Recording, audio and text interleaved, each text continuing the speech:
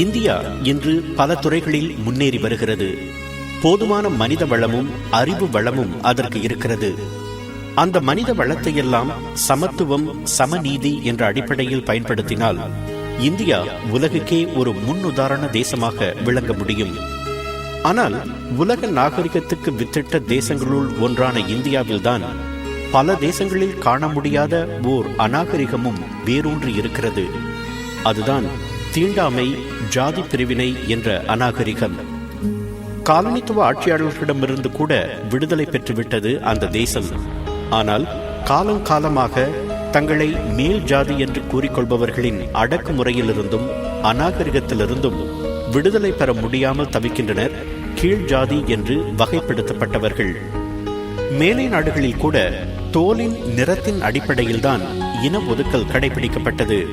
ஆனால் இந்தியாவில்தான் பிறப்பின் அடிப்படையிலும் செய்யும் தொழிலின் அடிப்படையிலும் ஒருவன் மேல் ஜாதி என்றும் கீழ் ஜாதி என்றும் தரம் பிரிக்கப்பட்டான், இன்றும் பிரிக்கப்படுகிறான்.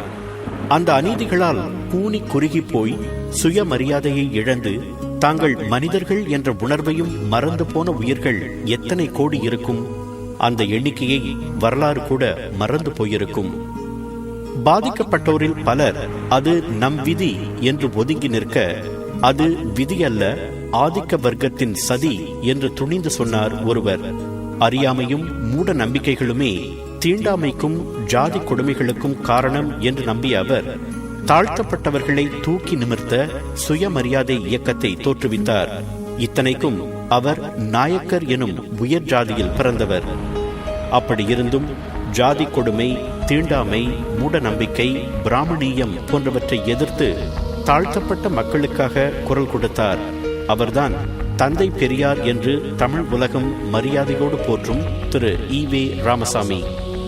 1879 ஆண்டு செப்டம்பர் 17 வேங்கடப்ப நாயக்கர், சின்னத்தாயம்மாள் ஆகியோருக்கு மகனாக தமிழ்நாட்டின் ஈரோட்டில் பிறந்தார் ஈ.வே.ரா எனப்படும் ஈ.வே. ராமசாமி. குடும்பம் வசதியானது. இருந்தும் அவர் 3 ஆண்டுகள் தான் கல்வி கற்றார். இளம் வயதிலேயே படிப்புக்கு முழுக்கு போட்டுவிட்டு தந்தையின் வணிக முயற்சிகளில் உதவத் தொடங்கினார். உயர் ஜாதி என்று கருதி கொண்டவர்கள் வாழ்க்கையை அனுபவித்துக் கொண்டிருக்க, ஈ.வே.ராவுக்கு மட்டும் சிறு வயதிலிருந்தே சமத்துவம், சமநீதி என்ற எண்ணம் வளரத் தொடங்கியது. சமுதாய பணிகளில் ஈடுபடத் தொடங்கினார். 1919 ஆண்டு 40 வயதான போது மகாத்மா காந்தியின் கொள்கைகளால் கவரப்பட்ட அவர் மளிகை வியாபாரம் உட்பட நல்ல வருமானம் தந்து கொண்டிருந்த அத்தனை தொழிலையும் விட்டுவிட்டு சமூக பணி செய்வதற்காக இந்திய தேசிய காங்கிரஸில் சேர்ந்தார். அப்போது ஈரோடு நகரமன்ற தலைவர் பதவி உட்பட மொத்தம் 29 பொறுப்புகளிலிருந்தும் அவர் விலகினார்.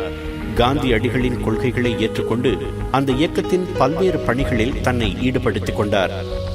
1922 ஆண்டு திருப்பூரில் நடைபெற்ற தமிழ்நாடு காங்கிரஸ் கூட்டத்தில் கீழ் ஜாதி, மேல் ஜாதி என்ற பேதமில்லாமல் எல்லோரும் எல்லா கோவில்களிலும் நுழைய அனுமதிக்கப்பட வேண்டும் என்ற கோரிக்கையை முன்வைத்தார்.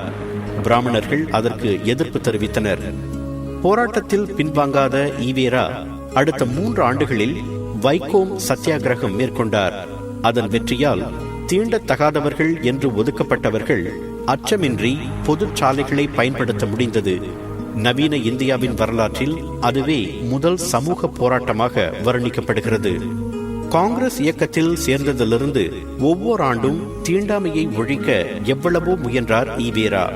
சமத்துவம் கிடைக்க வேண்டும் என்றால் பிற்படுத்தப்பட்டோருக்கு இடஒதுக்கீடு செய்யும் முறை அறிமுகமாக வேண்டும் என்று கோரிக்கை விடுத்தார்.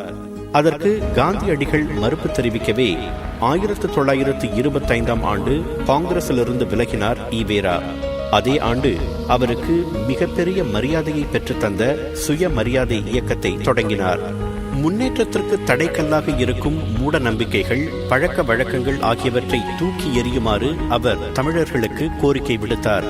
பூசாரிகள் இல்லாமல் சுயமரியாதை திருமணம் செய்து கொள்ளுமாறு வற்புறுத்தினார். பெண்களுக்கு எல்லா துறைகளிலும் சம உரிமை வழங்கப்பட வேண்டும் என்று வலியுறுத்தினார். ஜாதி வேற்றுமை பார்க்காமல் திருமணம் செய்து கொள்ளவும், விதவைகள் மறுமணம் செய்து கொள்ளவும் ஊக்கமூட்டினார். கோவில்களில் பின்பற்றப்பட்ட தேவதாசிகள் முறையை ஒழிக்க சட்டப்பூர்வமாக ஆதரவு திரட்டினார். குழந்தைகள் திருமணத்தை வன்மையாக கண்டித்தார். அவருடைய தொடர்ந்த விடாப்பிடியான முயற்சியால் 1928ஆம் ஆண்டு அரசாங்க வேலைகளில் பிற்படுத்தப்பட்டோருக்கு இடஒதுக்கீடு செய்யும் முறையை சென்னை நிர்வாகம் அறிமுகம் செய்தது. 1937ஆம் ஆண்டு சென்னை மாநிலத்தில் ஆட்சிக்கு வந்த காங்கிரஸ் கட்சியின் தலைவரான ராஜகோபாலாச்சாரி என்ற ராஜாஜி உயர்நிலை பள்ளிகளில் இந்தி மொழியை கட்டாயமாக்கினார். அதனை வன்மையாக எதிர்த்த ஈவேராவின் உறுதியான தலைமையில் 1938ஆம் ஆண்டு பெரும் ஆர்ப்பாட்டம் நடைபெற்றது. அதனால் சிறையில் அடைக்கப்பட்டார் ஈவேரா. அவர் சிறையில் இருந்தபோது சென்னையில் நடைபெற்ற பெண்கள் மாநாடு ஒன்றில் ஈவேராவை இனிமேல் பெரியார் என்று அழைக்க வேண்டும் என்று முடிவெடுக்கப்பட்டது. அன்றிலிருந்துதான் ஈவேராவுக்கு பெரியார் என்ற பெயர் நிலைத்தது. சிறையிலிருந்து வந்ததும் சுதந்திர திராவிட நாடு வேண்டும் என்ற போராட்டத்தில் இறங்கினார் பெரியார். அதே நேரம் இந்தி எதிர்ப்பு போராட்டமும் தொடர்ந்தது. இறுதியில் 1940ஆம் ஆண்டு ஜனவரி 21ஆம் தேதி கட்டாய இந்தி மொழி கல்வியை மீட்டுக் கொண்டது சென்னை நிர்வாகம். பெரியாரின் தொடர் போராட்டத்திற்கு இன்னொரு வெற்றி கிடைத்தது 1941ஆம் ஆண்டு. ரயில்வே நிலையங்களில் இருந்த உணவகங்களில் பிராமணர்களுக்கும் மற்றவர்களுக்கும் தனித்தனியாக உணவு பரிமாறப்படும் அருவருப்பான பழக்கம் அந்த ஆண்டிலிருந்து தடை செய்யப்பட்டது. 1944ஆம் ஆண்டு சேலத்தில் நடைபெற்ற கூட்டத்தில் கட்சியின் பெயரை திராவிடர் கழகம் என்று மாற்றினார் பெரியார். கழக உறுப்பினர்கள் தங்கள் பெயர்களிலிருந்து குல பெயர்களையும் ஜாதி பெயர்களையும் நீக்கிவிட வேண்டும் என்றும் கேட்டுக்கொண்டார். 1948ஆம் ஆண்டு தமது 70வது வயதில் 30 வயதான மணியம்மையை மணந்து கொண்டார் பெரியார். அதனை காரணம் காட்டித்தான் சிலர் திராவிடர் இயக்கத்திலிருந்து பிரிந்து அறிஞர் அண்ணாவின் தலைமையில் திராவிட முன்னேற்ற கழகத்தை தொடங்கினர். 1952ஆம் ஆண்டு 2வது முறையாக சென்னை மாநிலத்தின் முதலமைச்சராக வந்த ராஜாஜி ஒரு விசித்திரமான திட்டத்தை அறிவித்தார்.